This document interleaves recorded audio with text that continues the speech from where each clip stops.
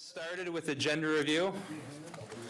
The first resolution that we have to review is from the Natural Resources Division. It's titled Forest Service Participating Agreement, Ishkote Project, and Stewarding Native Lands Program, Establishment of FY 2025 Budgets.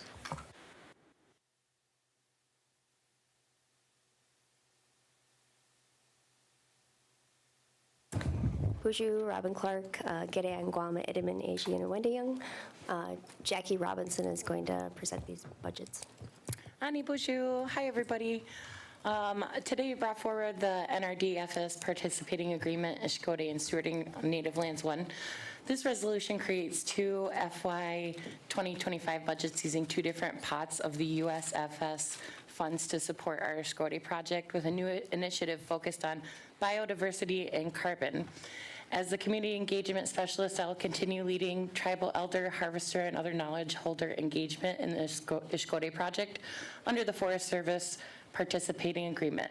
I will also begin working with community members and other NRD staff to co-develop methods and criteria for biodiversity and carbon assessments and stewardship aligned with Anishinaabe knowledge and priorities, and assesses the potential for participation in voluntary biodiversity markets. Okay, I appreciate it, Jackie. Any questions, comments on this resolution from the board? Okay, thank you. I appreciate it. The next resolution is ACFS Tribal Victims Services Set Aside Establishment of FY 2025 Budget.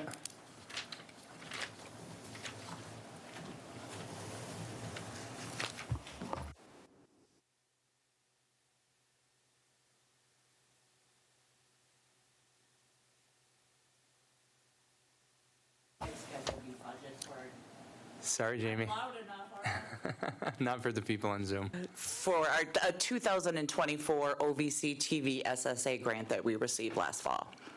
Okay, The budget's for about just a little over $15,000 with the goal to replace the gutters at the Advocacy Resource Center facility and then indirect. All right, thank you. Any questions, comments from the board? Isaac? Comment. You are loud enough. I think I am too. Thanks, Jamie. Appreciate it. You're welcome. So I was notified by Lana that the ACFS truck driver resolution will be pulled. So we're going to drop down to governmental broadband rural utility services reconnect program, establishment of FY 2025 budget.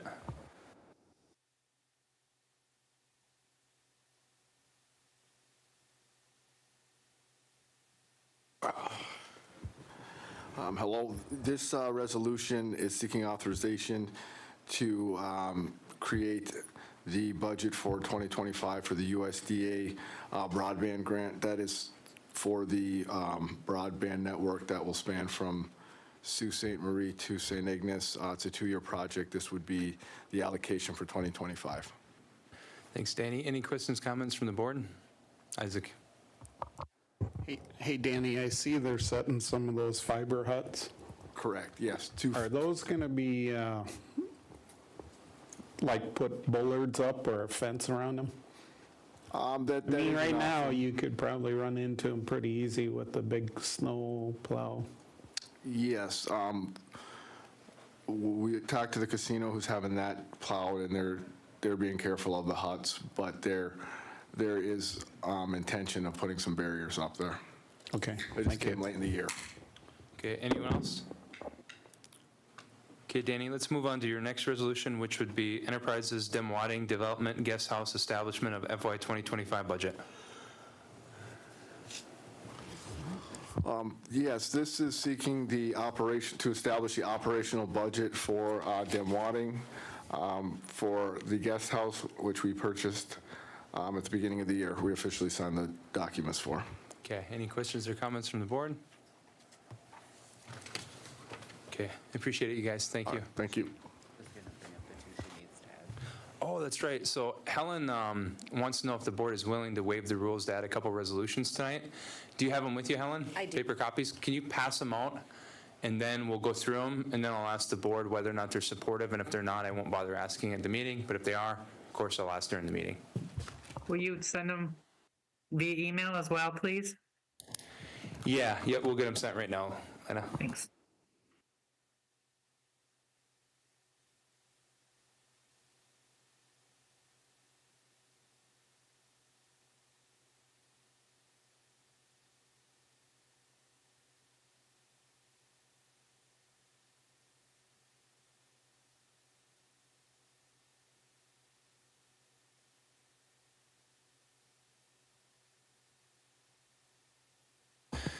Okay, so those resolutions are at the top of you guys' inbox, been sent.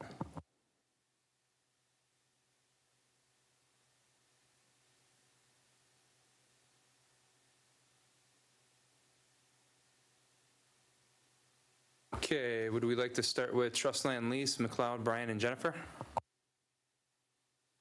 I'm sorry, could we start with the cancellation first? Let's do it. Yep. Okay, so the cancellation, that request is to cancel the land lease for Sonia and Ross McLeod. They would like to sell their home, and the new person is the next resolution, and that is the request there, is to request that they receive the land lease, and then the purchase can go through. Okay, they're basically selling their house to another tribal member. They live in Correct. Woodney. Okay. Any questions or comments from the board on this? I just have a question. What, and I don't have a problem with it because it's just that, but why wasn't it in time? I was out sick and missed the deadline, and I do apologize. Usually I try to do that from home, but I did miss it. Good enough, thank you. Okay, anyone else? Okay, any objections to adding these two resolutions to the agenda tonight? And again, I'll ask during the meeting. Okay, so no objections, so it looks like they will be successfully added. Appreciate it, Alan. Thank you, you guys. I appreciate it. Yeah, you're welcome. Jamie, let's get you back up here. Granting license, tribal logo, United Three Fires Against Violence, and annual calendar.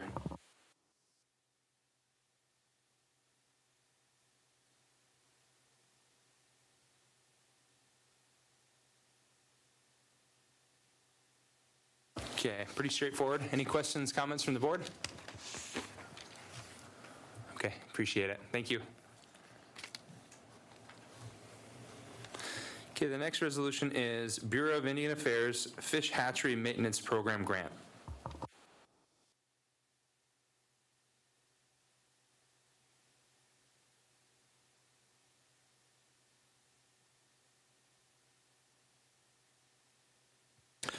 Hello, I'm Jack Timikoski, the lead for the fisheries program. This resolution would allow the fisheries program to apply for BIA fish hatchery maintenance grants, or a grant. This is an annual funding opportunity provided by the BIA, supports hatchery maintenance and makes sure our hatcheries remain operational and sustainable. We would like to request ceiling up to $150,000, and this would be for fiscal year 26. Okay, I appreciate it, Jack. Any questions, comments from the board on this resolution? Okay, thank you.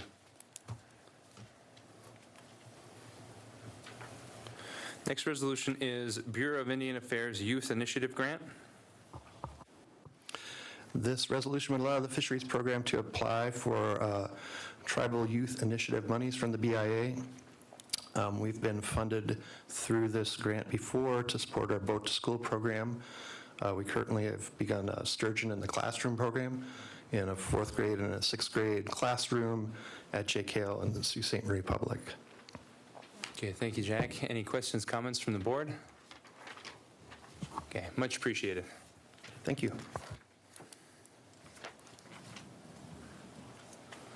Next resolution is authorizing Sioux Tribe membership in the Native American Fish and Wildlife Society.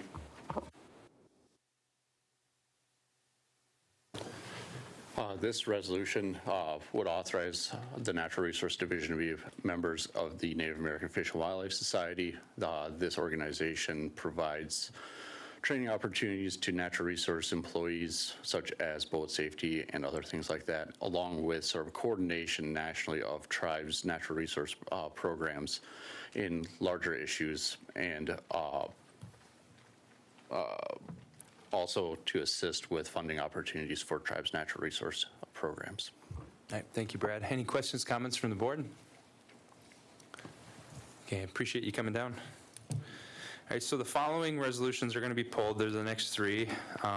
Recognition of years of service, amending Resolution 2024-411, and amending Resolution 2024-412. So the next resolution that we're going to cover is voluntary early outs. And Aaron, you put it on the agenda, so if you'd like to speak first on this. Yeah, I brought this topic up several months ago, and, we are looking at some financial challenges going forward, And we did this before, I think in 2004, 2005. And basically, it would just be, all of it's voluntary. So every time we talk about it, we should say that every other word, voluntary. So nobody's going to be forced to do anything. But anybody that's close to retirement that would consider taking a buyout to retire early, or to retire in time, because some people are past retirement age, it would build an incentive for them to be able to cash out and then open up their position to either not be filled or to fill it with an entry-level person. So that it will result in significant savings. This is pretty close to what we did previously.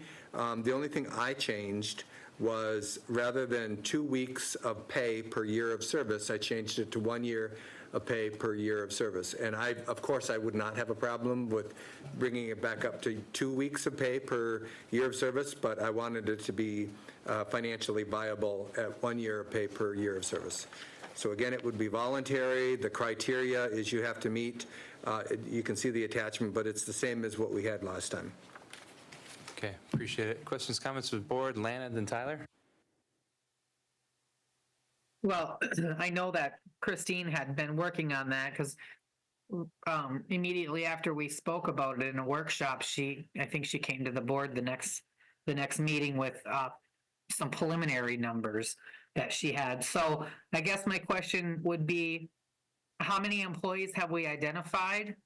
And what is the estimated savings, knowing that not all of them is going to take it? And how are we assured that we don't give someone an early out and then hire the next person in at the mid or max? And I'm only asking that because we are never good at not doing something of that sort. So those are my 3 questions. Christine, can you answer those?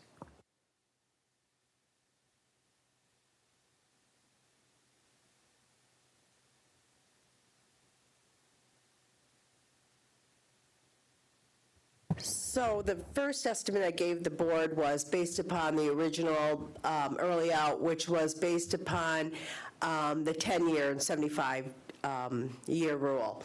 And the board talked about that and thought that was really too much, and I don't have the number off the top of my head. I should have been prepared for that, but I did give you the number. So then I went back and did it as a 20-year. You have to be working here at least 20 years and then meet the 75 rule. And that cut it quite a substantial amount of who would be then eligible to participate that. It was based upon the 2-week payout. I'm trying to remember your questions, Lana. So The other one was I think it was about, estimated. the first time it was about 90 employees. The second time, I think it was about 60. I'll send this all in detail to you. I think I did send it out to the board once, but I could do it again. And so it was. Are you talking about yours or Aaron's proposal? Same thing, same numbers? Aaron's was based upon, I'd still be able to figure that out because he was just cut it down to 1 week. But I can send you both of those numbers as a comparison because I have the spreadsheet, so I can do that. So Yeah, really, that'd be beneficial to know what we're voting on tonight, how much it's going to cost, or how much we're going to save, how much it's going to cost, how many it's going to affect.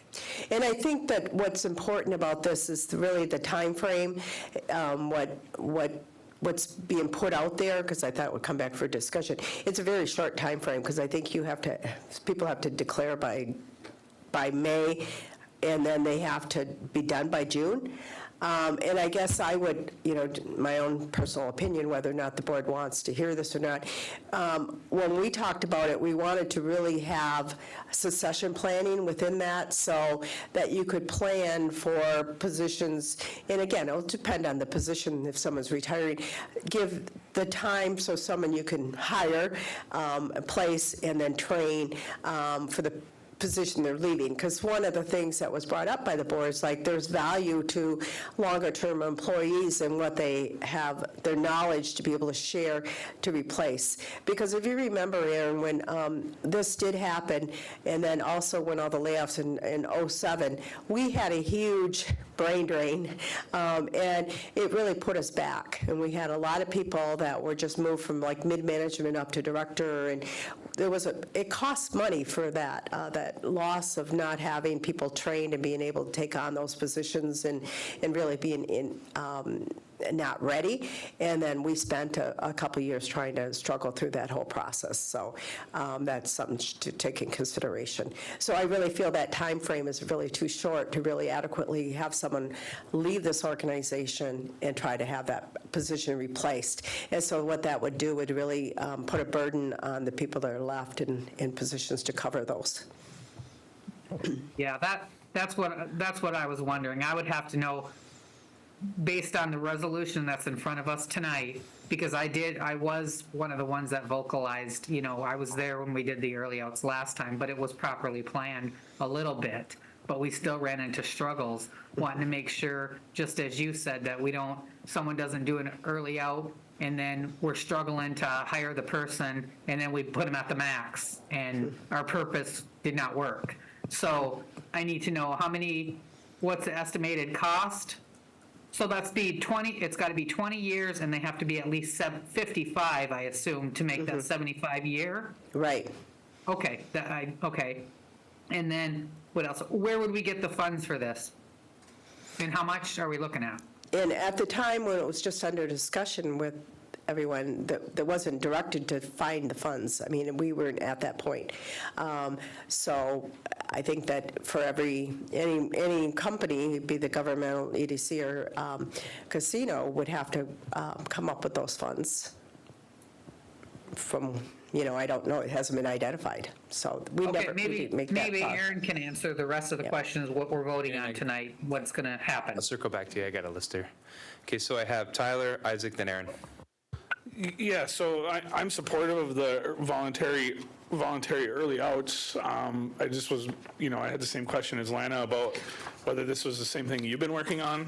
So, I mean, without all the information about like the cost and how we're going to have a succession plan, like I thought you were bringing that to us. So I can't be supportive of this tonight, but I'll support the voluntary early outs as we've discussed in previous workshops and getting that information together. So, because I know like the funding is going to be a huge part of the decision of how we're going to structure this.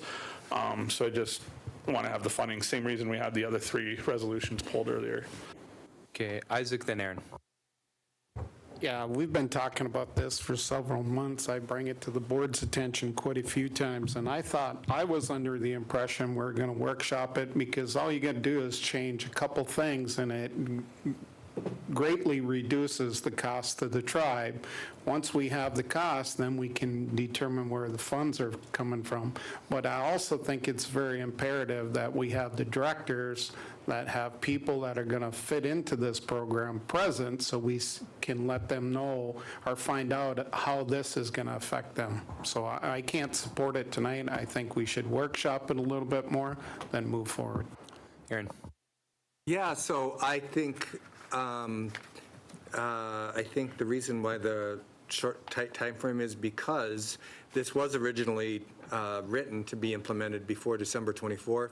The possible, or December 31st, 2024, the possible funding at that point was this big amount of money in Rescue Act funds that were unobligated.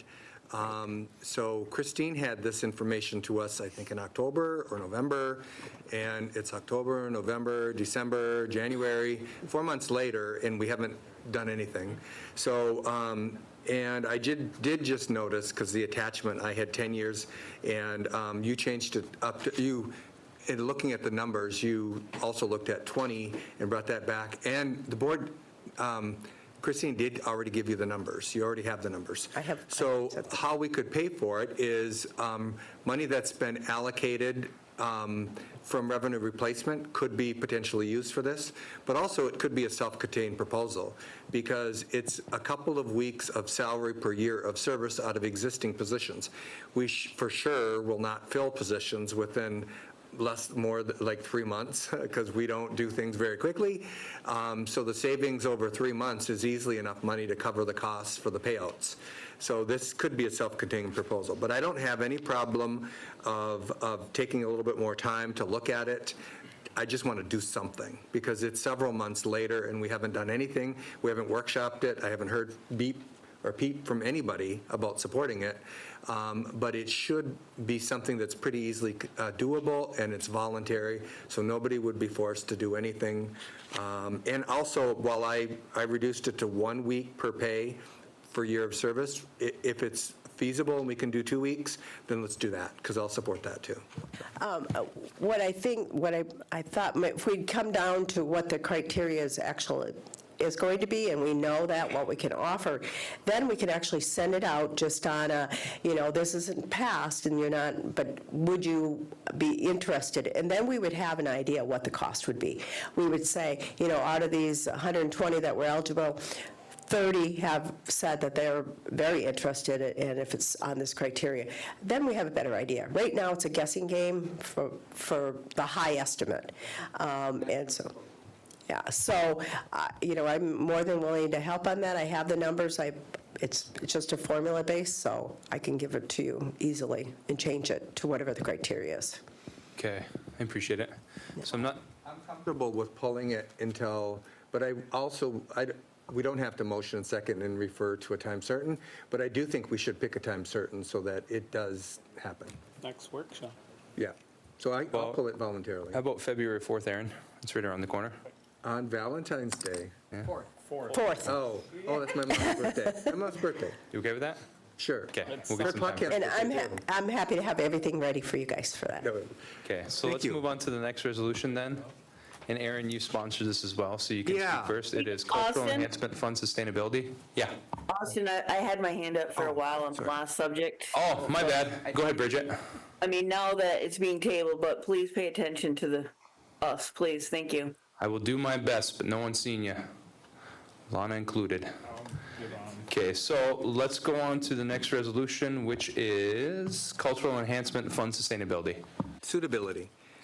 Yeah, so, all right, so the way this was created, suitability. Yeah, the way- Sustainability on here. the Somewhere we got title. our wires crossed. It's right on the resolution. Oh, the resolution says suitability. Yeah, the resolution says one word, but then on the agenda, it says another one, so. It does. What's the correct word, Aaron? Suitability. Suitability, okay.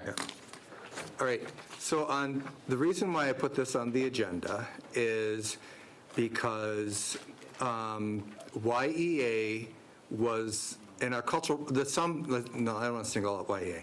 The sum total of all of our efforts in the past was just not enough to bring culture back out to the community, all right? If we believe in historical trauma and the lack of culture, returning our culture and our language should provide for us to be resilient and resist some of the worst statistical outcomes. Okay, so what the board did was we voted to create a tax on the hotels, and then we created an amount that was equally split. In hindsight, maybe that wasn't the right way to do it because Unit 5 gets the same amount as Unit 1, and they have less than maybe about a fifth or maybe less than that, an eighth of the population in Unit 1. But we approved it to be fair, and that's how it got approved. Okay, so, but the one thing that is missing in this is if you're a volunteer that comes through YEA through a tribally sanctioned event, you have to go through a clearance process as a volunteer, including a background check. This does not include a background check at all, and it should. The background check for the cultural enhancement, whenever we bring anybody to come work with our youth, they should have to follow the same process as an employee or any volunteer of the tribe.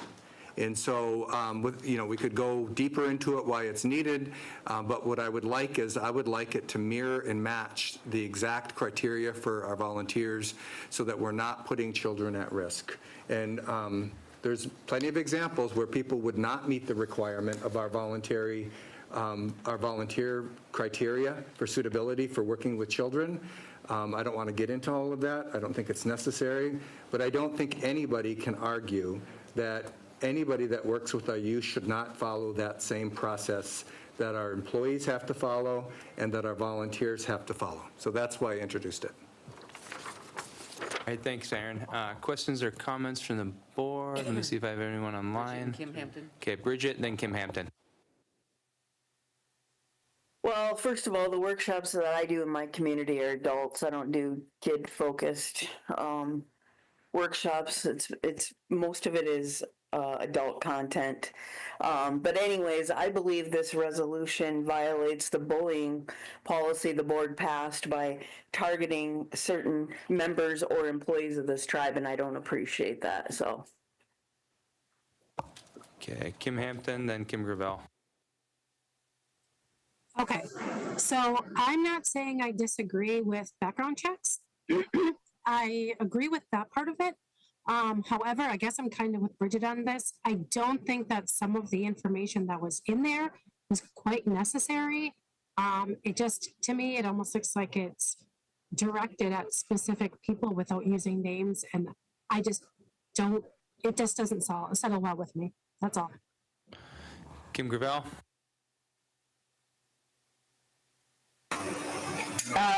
I agree with Kim Hampton. Some of the wording in there is unnecessary, but this is something I think we could put into our cultural tax as a guideline. I don't think it has to be in a resolution.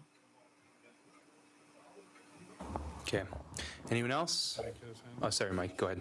I've seen you. I apologize. Currently, we don't background check all volunteers. I mean, we do for YEA, but that's just YEA. All the other things that we do, we don't background check all the volunteers.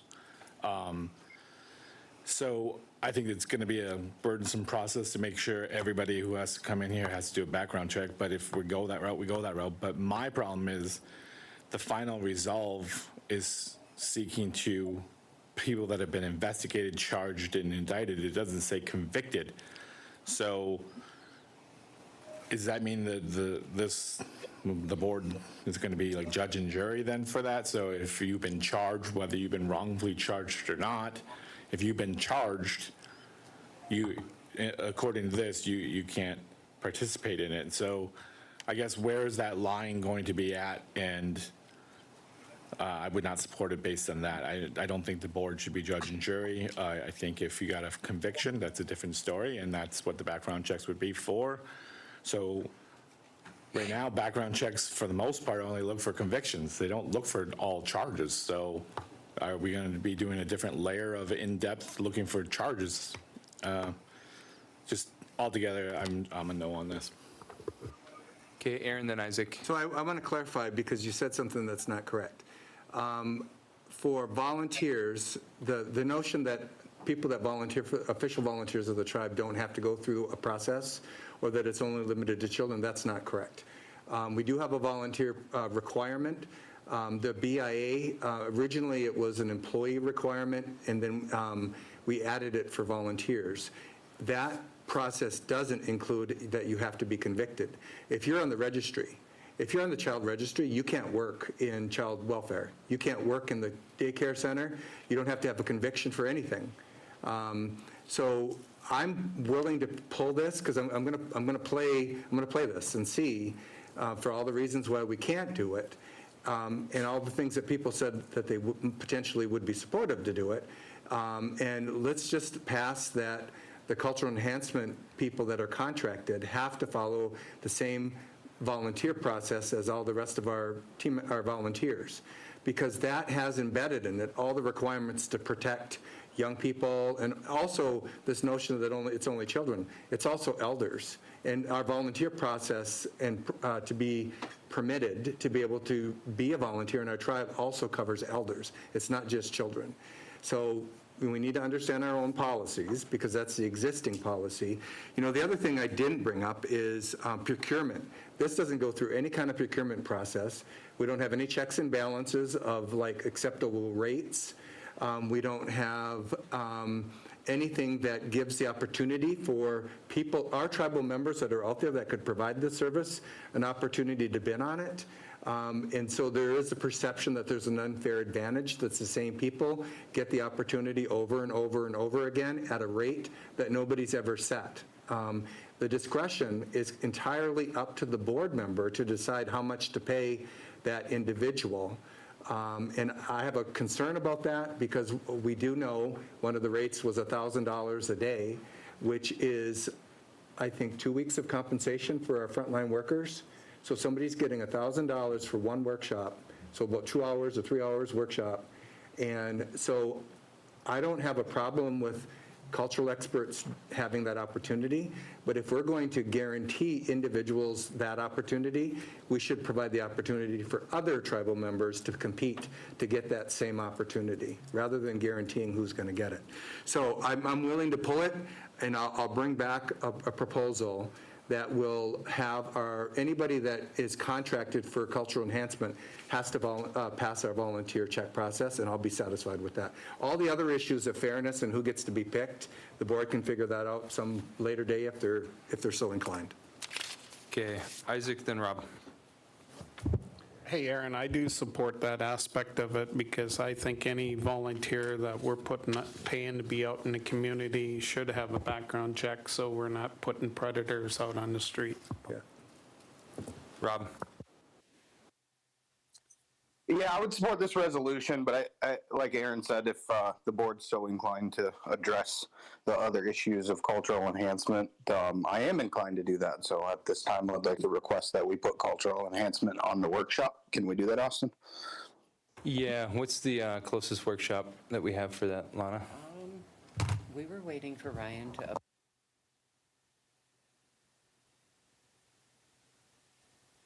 I don't know where he's at with that.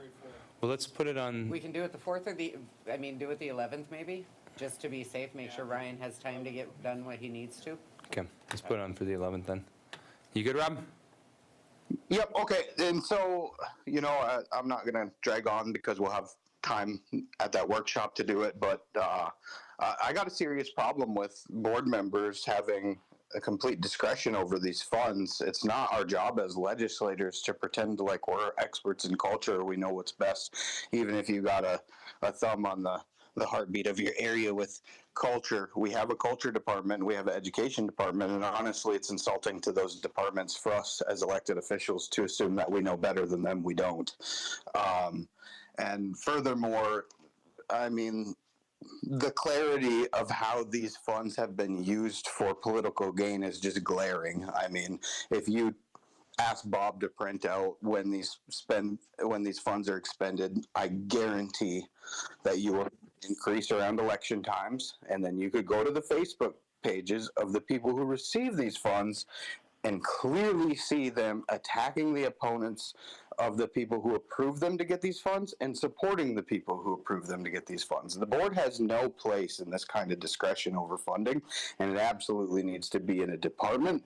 And that'll also fix Aaron's issue with the background checks, because then it'll fall under the proper policies and procedures of our tribe the way it should be. So I guess we'll have the discussion then, but I am definitely going to seek to take this out of the board's hands. I won't seek to take it away from the units. I think a 5% split is fine, or a 5% hotel tax, and it does give us a little bit of extra funding to promote those, but it should be done in accordance with our education division and our cultural department, and they should take charge and be responsible for the duties that is within their departments, and this board really has no spot in that. So if you want to attend or have input, I would suggest that we do that with the culture department, but it needs to be out of our hands.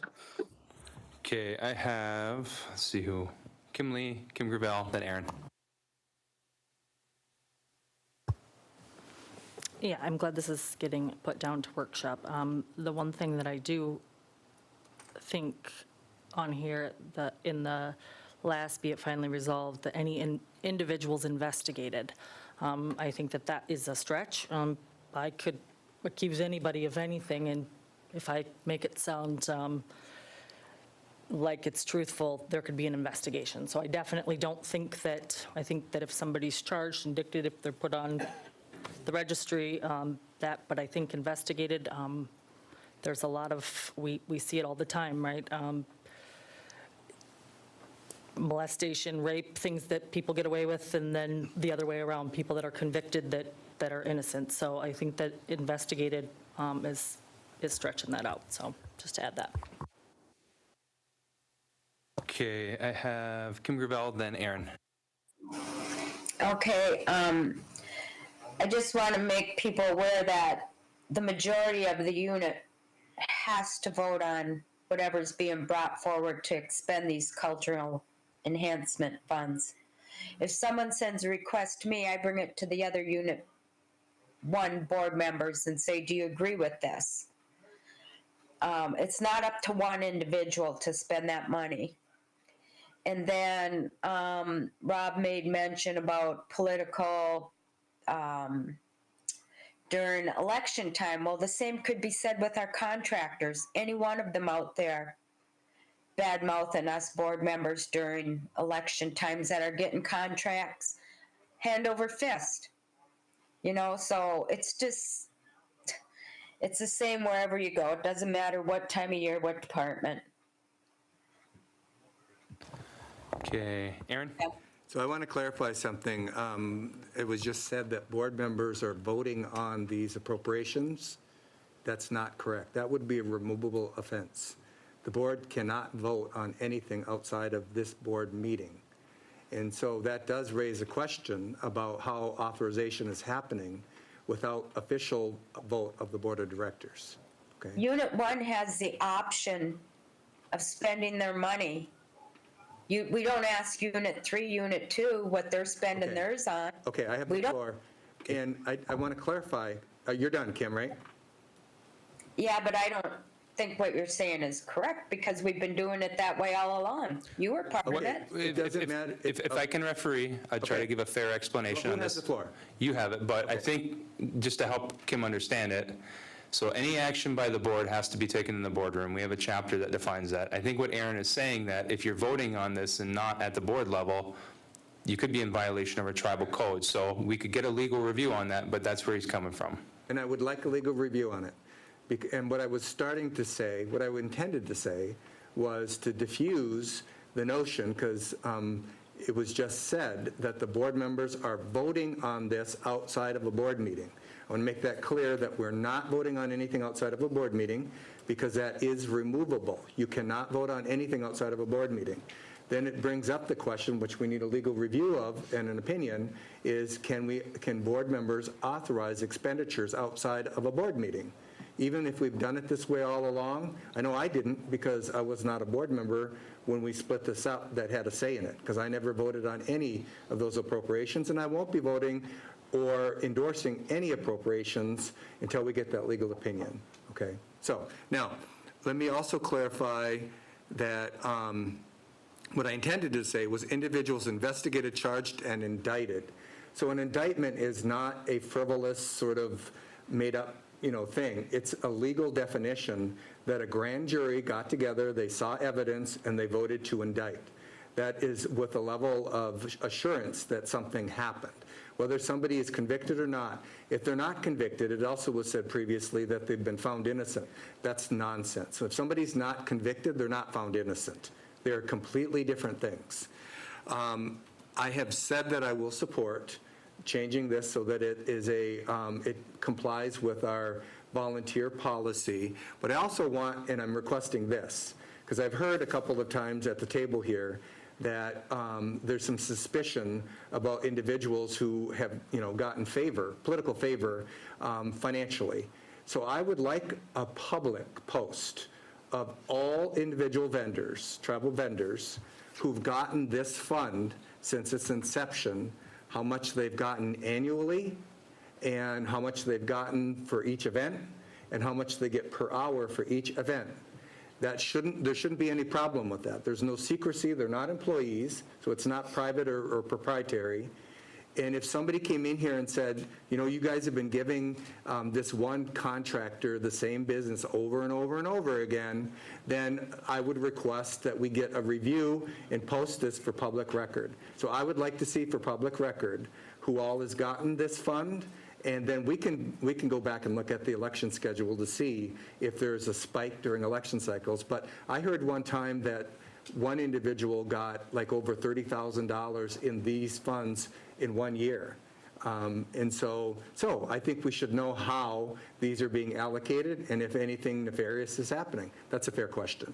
Okay, so I have a speakers list. It's long, but before I turn to them, I'd like to remind everyone that we're on agenda review on a certain resolution that's already agreed to be pulled. We're going to have this conversation. It's going to be in a couple weeks, and we'll have some legal opinions to help us make data-informed decisions. But I am going to turn to that list, and I hope after this list concludes, we can move on to the next item that will be voted on. Can I just do a point of information? You're right after Rob, if it's a real point of information. It's a real point of information. Go ahead. Ryan just brought us a policy last week on dealing with the cultural enhancement funds and how we do them. So the discussion about voting and doing all those things, we have a policy at our fingertips that we can approve. No, we don't. Okay. All right, Rob, go ahead. He didn't bring that up. No, that policy only dealt with the tax exemption form of it, not the actual procedure, policy and procedure of it. So, yeah, I guess since Austin pointed out that we're going to discuss it later and it's already been pulled, I guess I don't got too much more to say, but I will respond to that. We do the same thing with contractors. No, we don't. We have a purchasing policy. We have a bid process. There's none of that with cultural enhancement funds. The directors do not have direct access to the funds that are used to contract. Everything's voted on in an open meeting. It's just night and day. There's no similarities to it at all. Cultural enhancement funds are at our discretion. It is a violation of the Open Meetings Act, I believe. I think Tyler's the only one in the clear on that because he doesn't have to congregate with another person or have some form of voting. So, but no, I think that the Constitution's pretty clear, and it says that this board cannot take binding action outside of an open meeting, and that's exactly what's happening. It's binding to contract someone, and it's binding to expend tribal resources outside of an open meeting. We're in violation of it, in my opinion. So I'd like the legal review on that too, and we'll deal with it. Okay. All right, Kim Gravel, then Bridget. Okay, my similarities were about election time and the contractors trashing board members. I wasn't saying it was the same thing as cultural enhancement funds, but I'll concede since we're going to have a workshop. Thank you. Bridget. Yeah, I just want to say a lot of the times that we do the workshop are during the winter when people are laid off, and that's normally the season of storytelling and whatnot. So, that's during election season, so people can take it however they want. But I think another issue is you give people access to what people are making, and then people shame people on social media, and that's not right either. But I'll wait for the workshop. All right, I appreciate it, guys. Let's move on to ARPA transparency report. And Aaron, you put that on as well? All right, this one should be easy, but I thought the other one would be easy too, protecting our children. All right, so ARPA transparency, and I'll say this tonight if I get a chance, is I didn't know that the board intended all along to make public the expenditures, ultimately the expenditures. So what I had laid out was a very liberal time period for a report to be brought back for publication of our expenditures. We worked very hard to get the $450 million in rescue funds across the different spectrums. We did pay out a big giant chunk of that, and some people forget that. We paid out directly to members over $150 million. We need the exact number. But what I'm looking for is a confirmation that all funds have been formally obligated. We did get that verbal confirmation last meeting. The total amount paid to citizens, allocations per projects and expenditures, additional facilities or services that will result. One of the wonderful stories of this outcome of a horrible thing that happened with the pandemic. We lost a lot of our people in the pandemic. But one of the positive outcomes is that some things that we've been pushing for generations, like health facilities in Unit 4, a health center or a community center in Unit 5, and things that we have wanted for years are coming to fruition. But where can we get that information so we can share the value of all of this back with our members? So what additional facilities that will result, and then the status of expenditures, projected end date, and the completion of projects. What I'm requesting is an initial report that can be published on our tribal website, and then update that whenever other projects come to the fruition and they close out, so we can give that information all in one spot. Because, we get attacked a lot for not being transparent, or what did we do with all of those funds? Well, we have an answer to that. And I think we should be sharing that information and proud of that information about all the good things that we did as a result. So this one should be easy. Famous last words. All right, we'll start with Tyler, then we have Lana. Yeah, so I fully support this. I supported it when it was brought up. I know we talked about this in closed earlier, but I think it was Mike who was the first one to bring this up. We all kind of agreed. Our CFO says he can get us the information far faster, which would be great. But our people have the right to know where that money was. I've been trying to be as open and transparent as possible. I mean, most of it is, you can pull up resolutions and you can put the pieces together. So I think, most of it's available, plus it's federal funding. So it's going to be available for FOIA once the Treasury is complete with their analysis anyway. So I don't see any reason why we would vote to not release this information. Because like you said, there's a lot of good things about it. And one of the things you mentioned was we lost a lot of people, but I think one of the main focuses that the tribes had is putting community centers in every unit and bringing our people back together. So it's like why the pandemic tore us apart, the community centers, fitness centers, health clinics, those are what's pulling our community back together. So fully support. Okay, Lana. Yeah, and Unit 2 is working on the long-awaited bigger building. Our YEA is busting at the seams. They can't even hardly fit their chairs in their room that they have down here to service 4 or 5 different communities: Pickford, Detour, Red Yard, Hessel, Cedarville, Newberry. So anyways, yeah, just to backtrack in a little history, I'm quite sure, and Bob, you can correct me if I'm wrong, when we exhausted the CARES Act funds, there was a public notice on that, wasn't there? Because I've always been under the understanding that, being federal funds, that this would always be documented and released to the membership. I know that we made public announcements quite often about the money that we were giving out. I know that people forget we gave out dollar amounts, and that was politicized highly as well, but it was a good thing that got turned into not a good thing, but still it was a good thing. But for the CARES Act funds, did you do a public release on those dollars? No, we did not. Okay. Why? Didn't we do that? We reported everything we needed to the Treasury. We just never released the CARES Act numbers after we're done. But you said this afternoon that you intended, and in your report, it states that you are working on a in-depth report for the membership. Right. My intent was, as we get ready to finalize the ARPA numbers and give out a report on it, I can put the CARES Act numbers on there as well. It's very easily done. And I would support that, and I will support this resolution tonight. But again, it's always been the assumption of me, and as far as I know, that we were always going to submit that for the public release. I've always told my elder groups that, in my communities that, so when they ask. So hopefully that can be done in a timely manner. Thank you. Yeah, Isaac Aaron.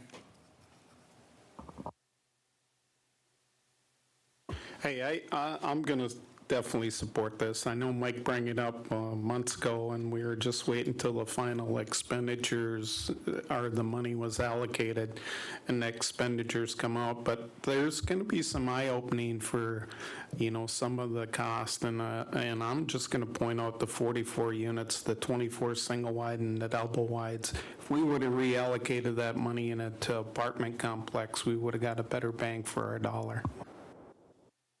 Aaron. Okay, so I didn't do this on purpose, I promise you. It's not a trick. But as we were just talking about it, the clarification of ARPA versus CARES, my intent in the second to last resolved, and I know I titled it ARPA, but my intent is federal pandemic relief funds. So that's CARES Act, that's ARPA, that's Fishermen's Relief Funds, that's the unrealized third-party revenue, which I created that term, and we got $8 million out of that when we were closed and we couldn't collect third-party revenue. They give us the $8 million anyway. So my intent is all federal pandemic relief funds, so not just ARPA. Thank you, Aaron. Anyone else?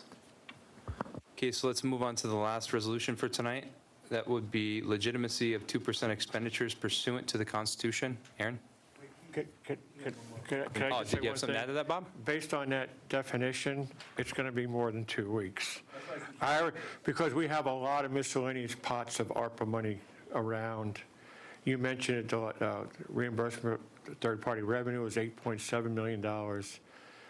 So, yeah, I have it. I have it all identified, but we'll have to pull it into.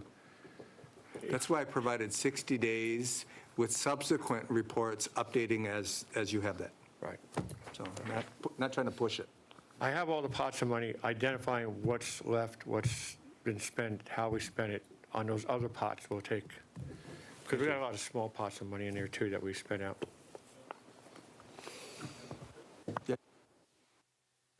Next resolution, legitimacy of 2% expenditures pursuant to Constitution. Aaron? Okay, so I guess I didn't really think about this one until Rob brought it up, so I'm going to put the blame on Rob right now.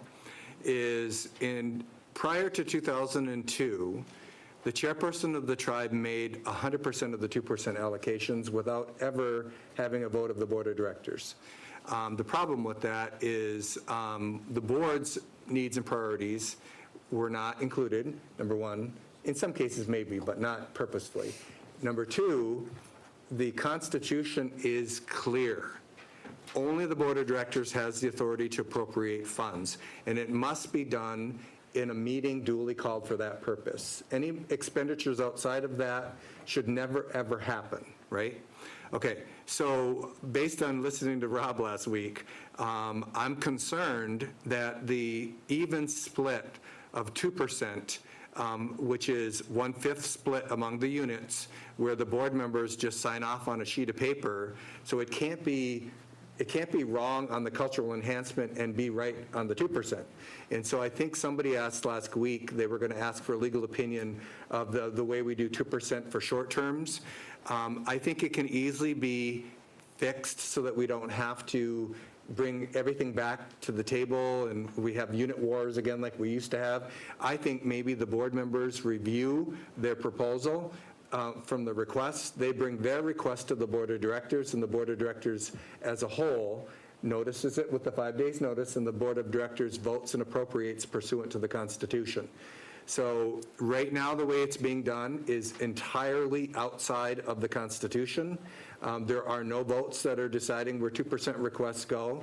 It's just a sign off by board members. And one other thing I know, and Denny is the one that told me this, when I left office, Denny said that board members were meeting without him, and they were signing off on approvals without even talking to him, and he never even had any say in it. So that should never be able to happen. And it was illegitimate for it to happen that way. So let's legitimize it, bring it back to the table, and I'm requesting a formal legal opinion about whether or not the way it's being done is legal. So in the meantime, I'd like to correct it so that all of it comes back for a vote of the board of directors, all 2%. Okay, Lana, Kim, hold on one second. So we have Lana, Kim Hampton, Kim Gravel, Bridget Sorensen. Am I missing anyone? Okay, go ahead, Lana. Yeah, your dates are wrong, Aaron, because we passed this, the split for short-term 2% after I was on the board, and I didn't get on the board till 2004. What's mind-boggling to me is you were the one that steered the process going forward so that Unit 2 would have equal amount of funds.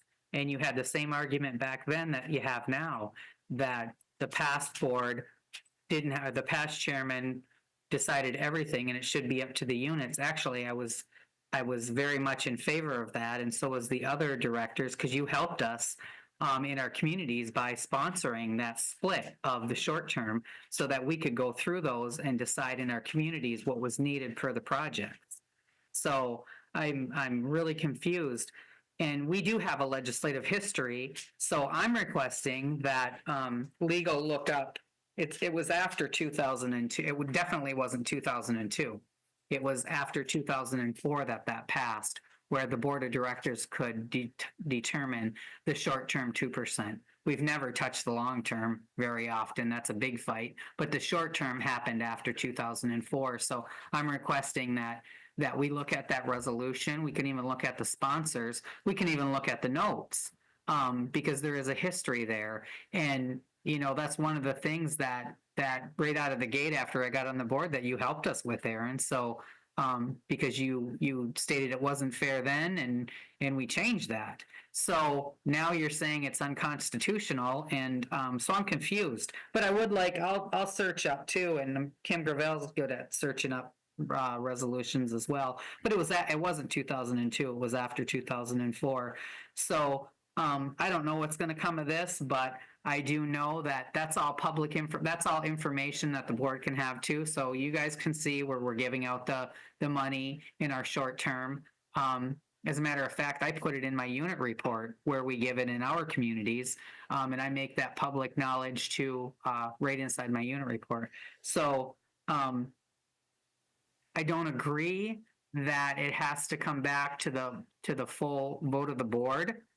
If it's illegal, that's one thing. But if legal says it's illegal, we've been doing it that way for 20 years.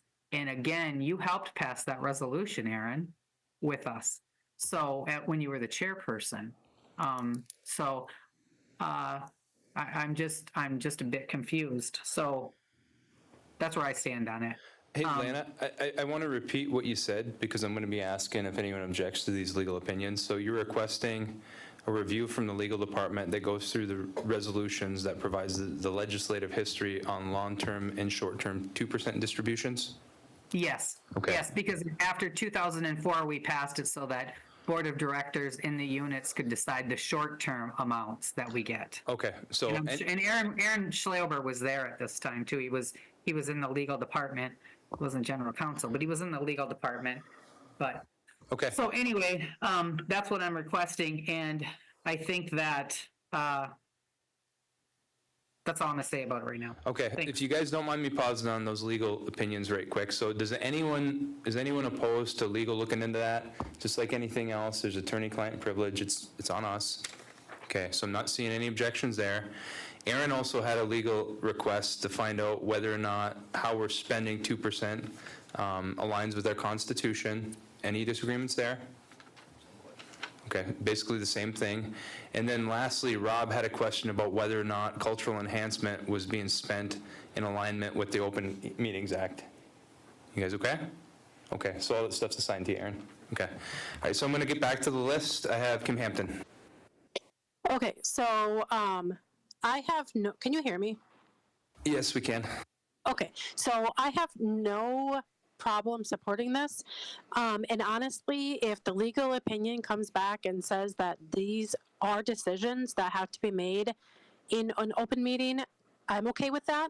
However, I'm going to say that whatever Unit 1, Unit 2, Unit 3, and Unit 5 brings to the table for 2% allocations, I will, yes, support with no questions, because I feel as being in Unit 4, I have no right to be telling Units 1, 2, 3, 4, and 5, yes, the other units, I have no right telling them how they should be spending their 2%. So I just want to say that. That's all. Thanks. Okay, Kim Gravel, then Bridget, then Isaac. I feel the same way, Kimberly.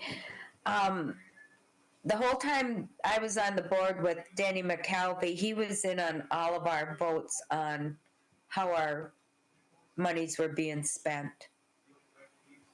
That's it. Just wanted to point that out. Okay, Bridget, then Isaac. Yeah, my comment was just gonna be, Aaron Slober's been a part of our tribe, working legal for a long time. He knew we were doing all this, so I would think he would point it out to us if we were doing things to violate the Constitution or anything. I don't know why this is all being brought up now. It feels like to divide us against each other or something, but let's get the answers.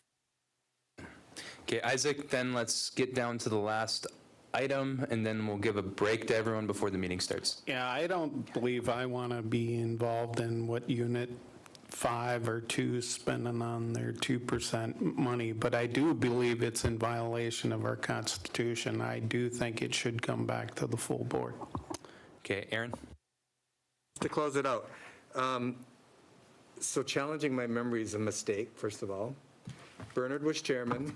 We voted on this in Manistee at the, what was the name of the hotel? I just said my memory was good, right? That failing hotel that we bought out for Ron Ford, that crappy hotel. And it was in 2002. I think we voted on something in 2005 related to long terms. So if you can research it. 5-41.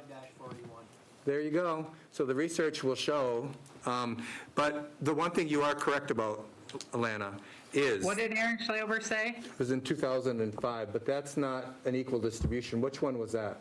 2005-41 leaves in place standing long terms and does the equal fifth division of short term. So we ratified the previous long terms and created a process going forward, but I still think that that doesn't comply with the Constitution. So I think we had some question. I think Aaron Schlehuber brought it to our attention from working with the Game and Control Board. There were some questions about the way we were doing 2%. So we tried to correct it.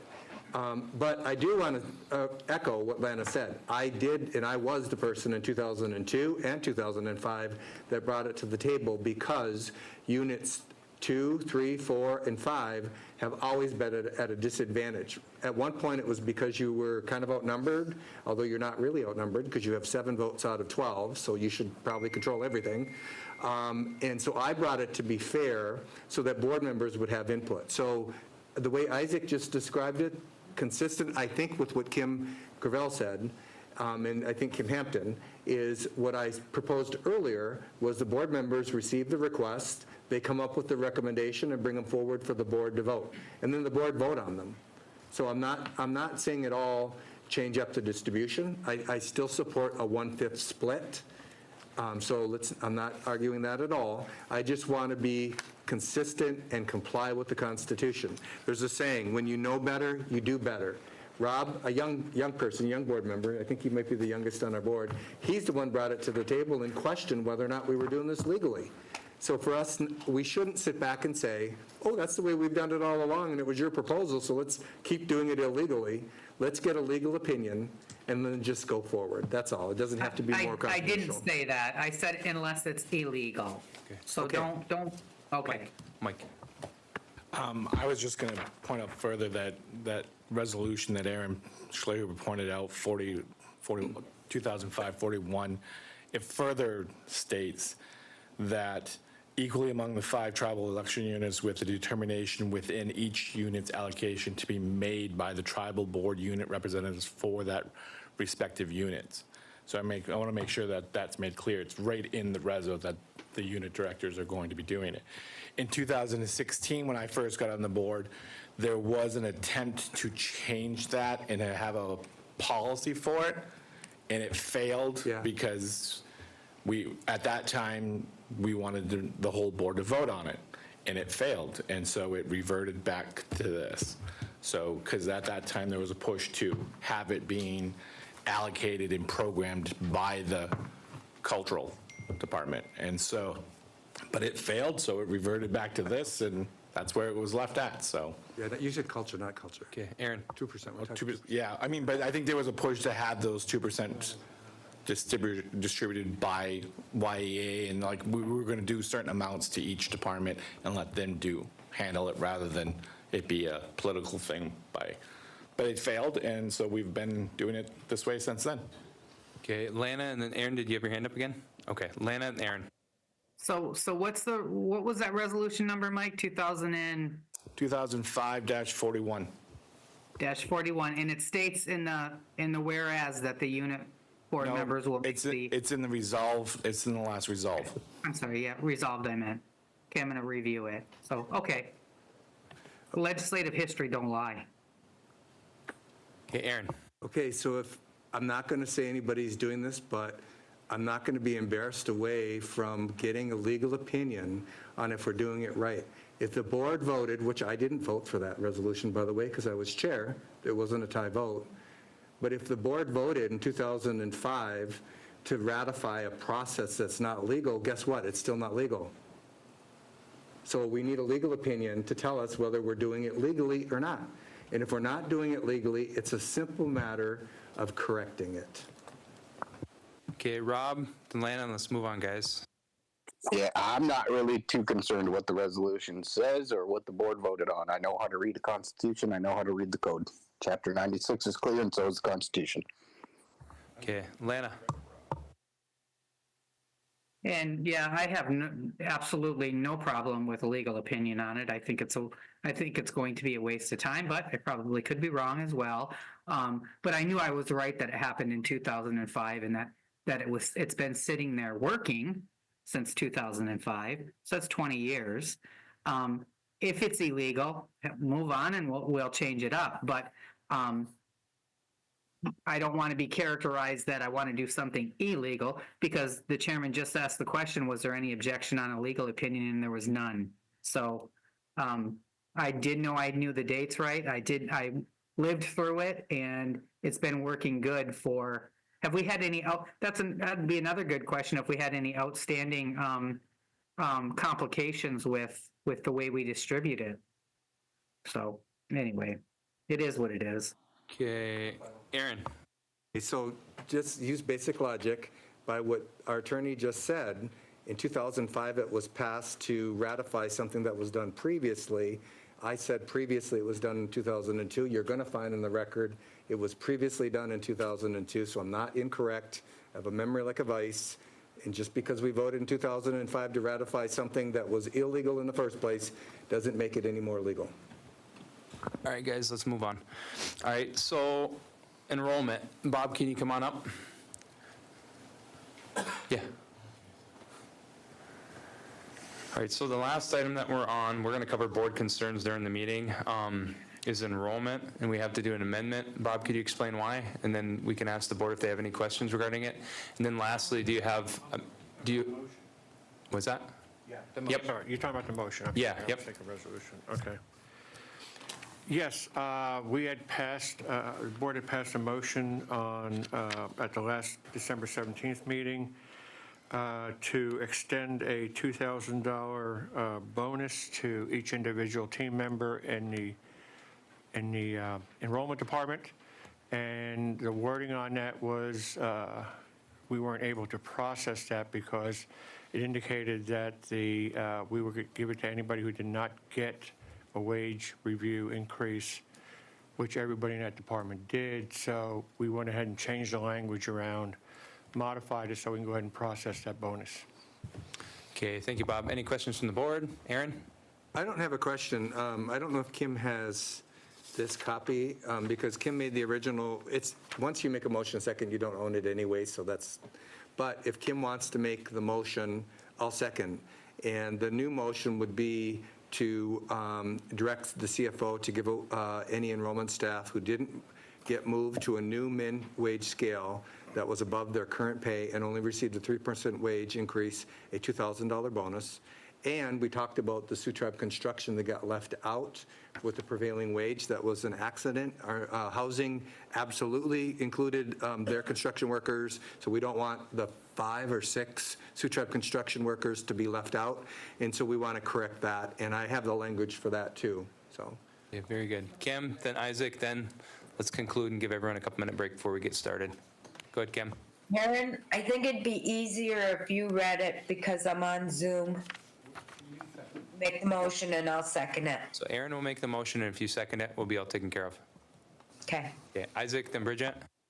I know we're doing this because of what they did above and beyond, but we have a lot of employees that go above and beyond. Like, for example, look at accounting. Look at how much they had to deal with ARPA and CURSA funds. It's amazing, so maybe we should include more departments.